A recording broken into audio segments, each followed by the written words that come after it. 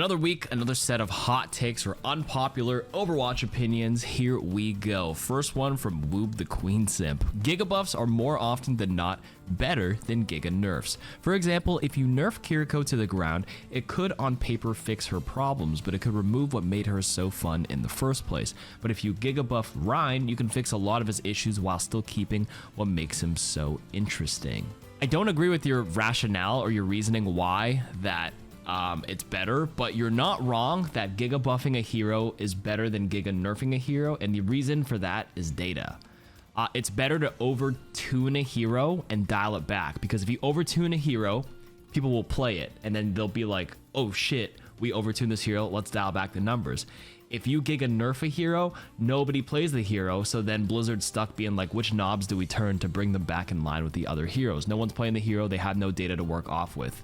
And that's the reason why I think Giga buffs are better than Giga nerfs, but not for your reasons. Next, hot take. I know they're thinking about reworking Cassidy, but honestly, I don't think he needs one. The recent changes in Season 9 with the DPS passive seems to have brought him back into the spotlight, and I'm seeing him a lot more in my games, quick play, as well as plat tank and diamond support and rank.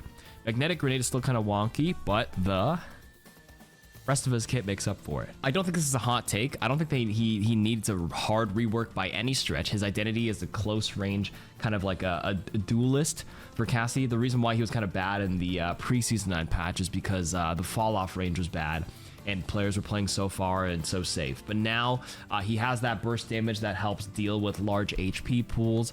The only thing they probably need to rework, or not rework, but just tune again, is that magnetic grenade. People didn't like the cheesy 131 damage of the first iteration of it. People continually still don't like the fact that it latches on. It still does decent damage and it hinders people.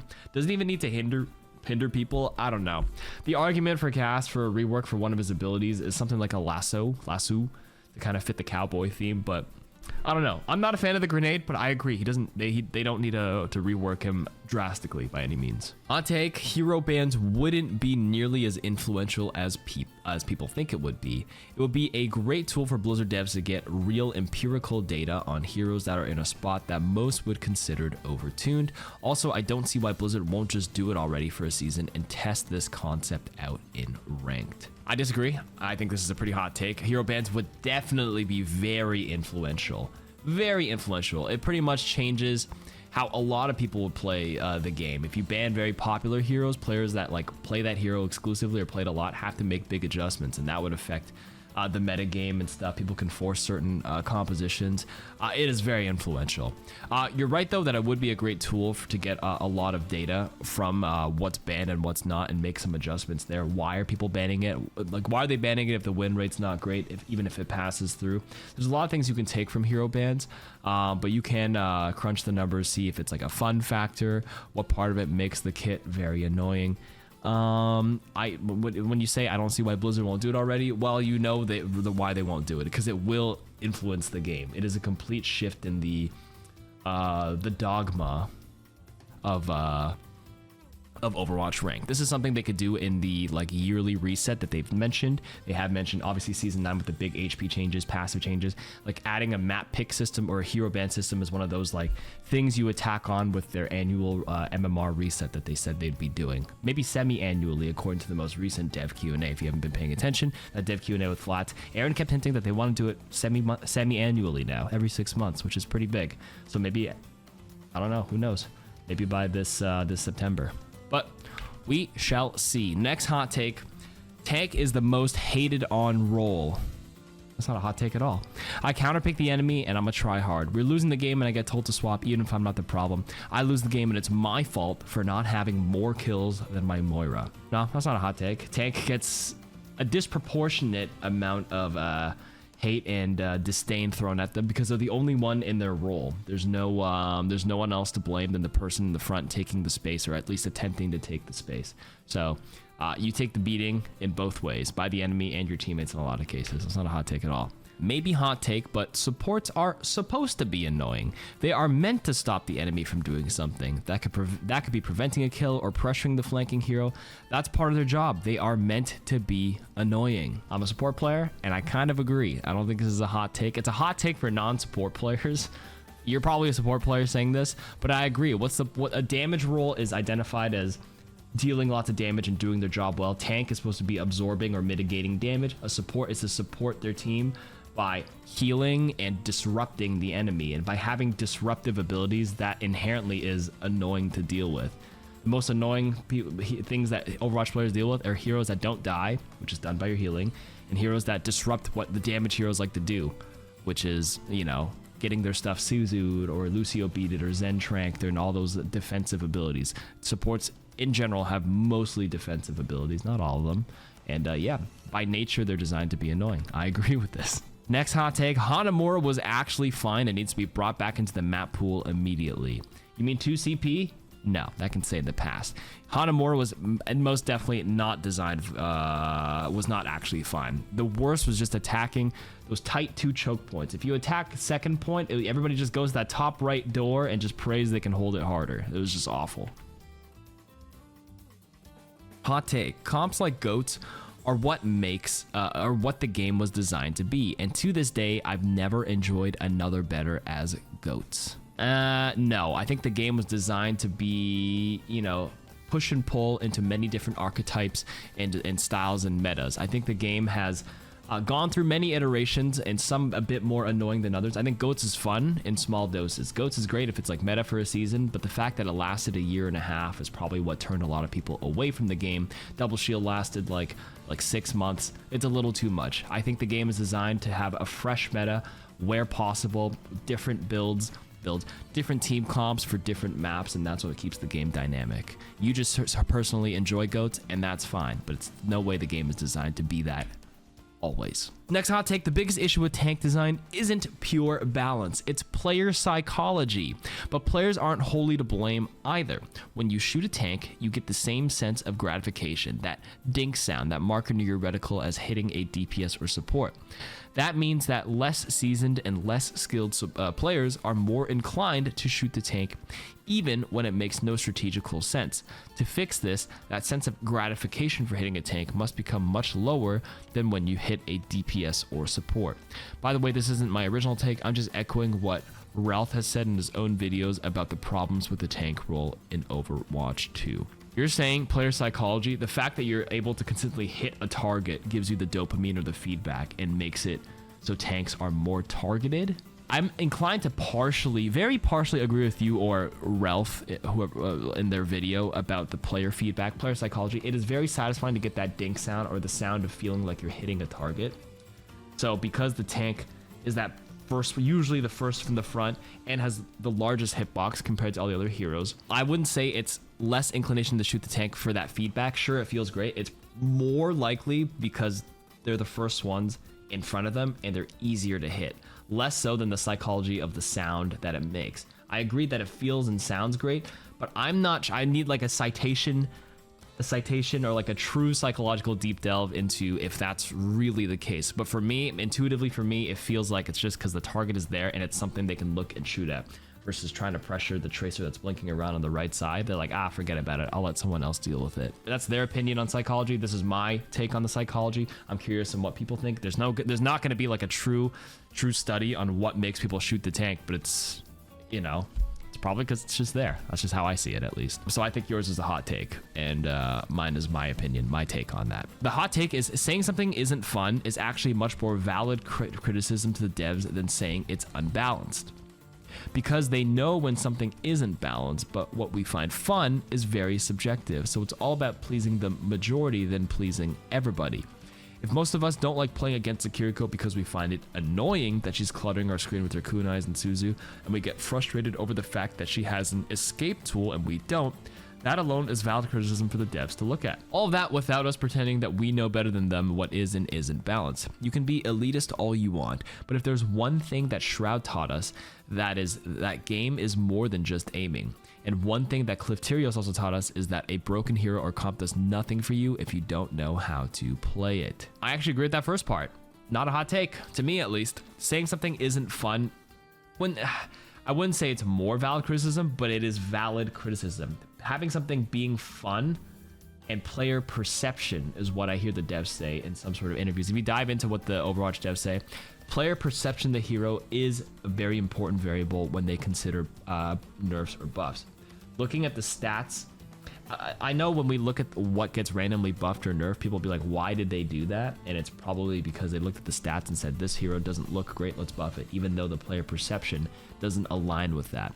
But the fun part is part of that player perception, and I agree, saying something isn't fun can make them look at a possible rework or redesign. Hence, look at Cassidy's magnetic grenade. It was so cheesy. Even though Cassidy's win rate at that time must have been bad, people were like, his win rate's not even great. It's like 48%, which is bad. Do we need to buff him? No. But the perception of playing against it was so unfun because of like how like the thing latched onto you. And that's part of game balance. You have to also design something that's competitively balanced, but then they also have the casual side and make sure the game is fun and rewarding for those who play it. So, no, I agree with you there, to be honest with you. I do agree. My hot take is that KarQ is unkillable. Thank you for listening. I could just be bad.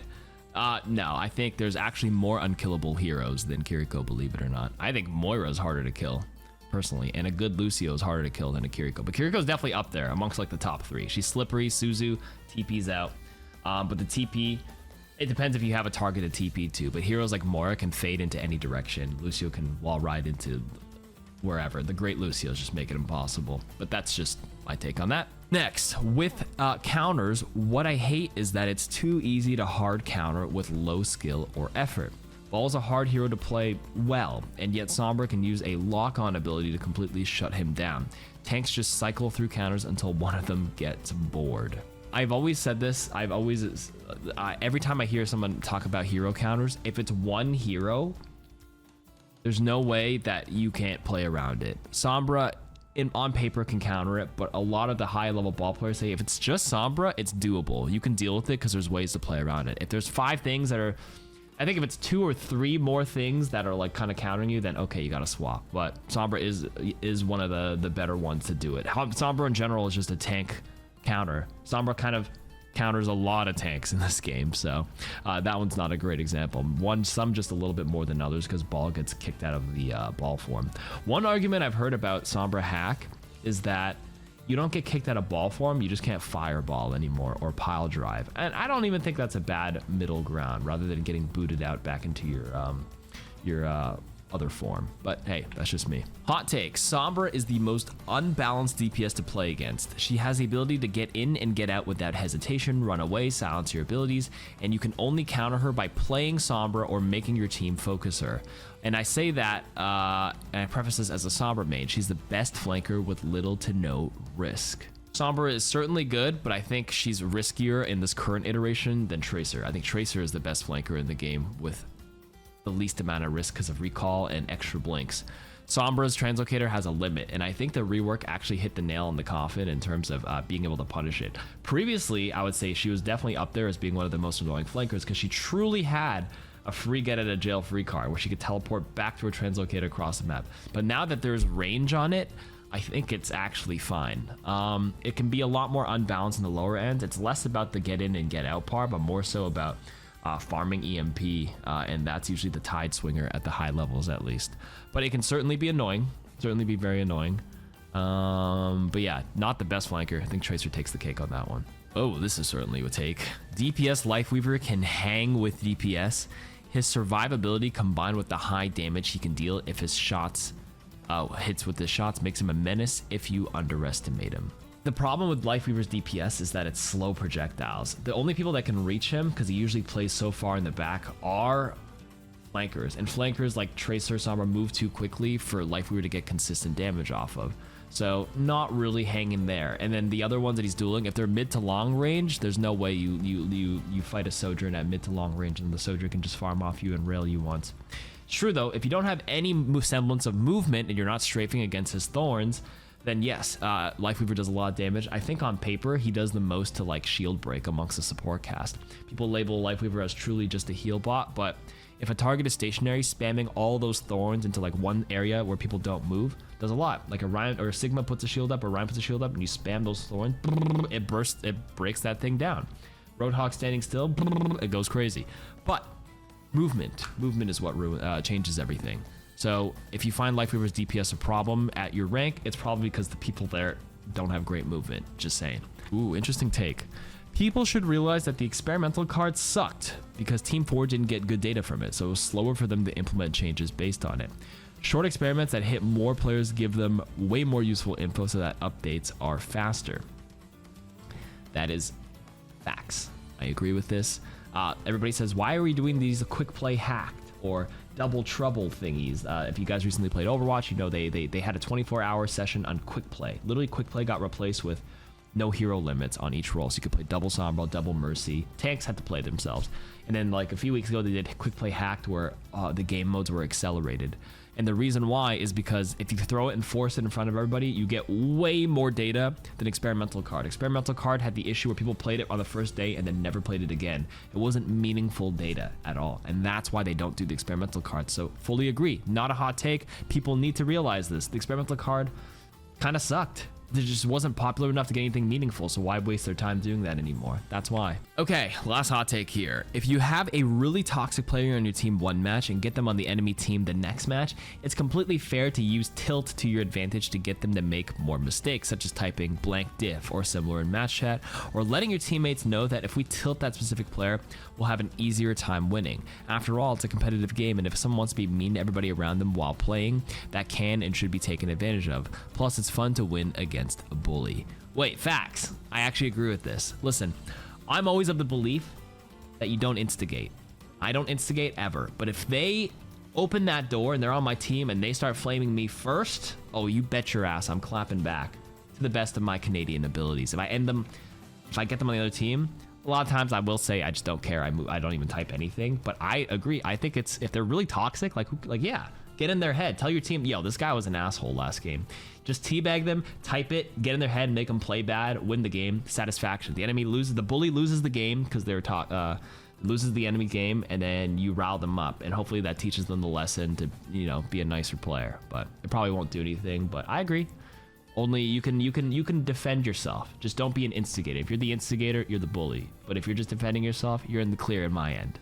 All right, that's it for the hot takes this week. Leave some more in the comments. Don't write an essay, and we'll hopefully feature them for the next episode. Ciao.